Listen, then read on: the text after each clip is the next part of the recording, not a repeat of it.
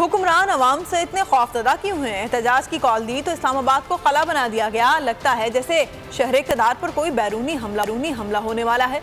जमहूरी हक पर डाके पर इमरान खान हुक्मरानों पर बरस पड़े। कारकुनों से खिताब में कहा 25 मई को कभी नहीं भूलेंगे। डी चौक पर अवाम पर जुल्म किया गया।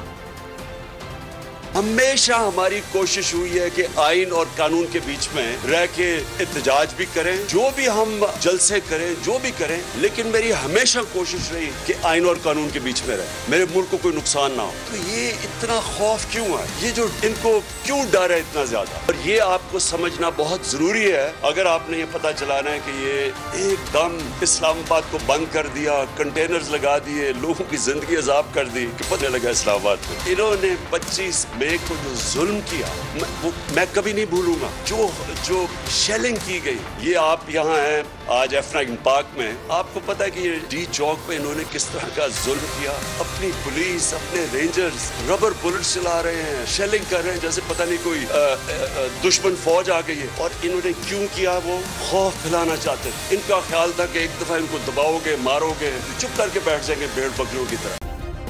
सब्सक्राइब करें और बेल दबाएं ताकि कोई खबर रह न जाए।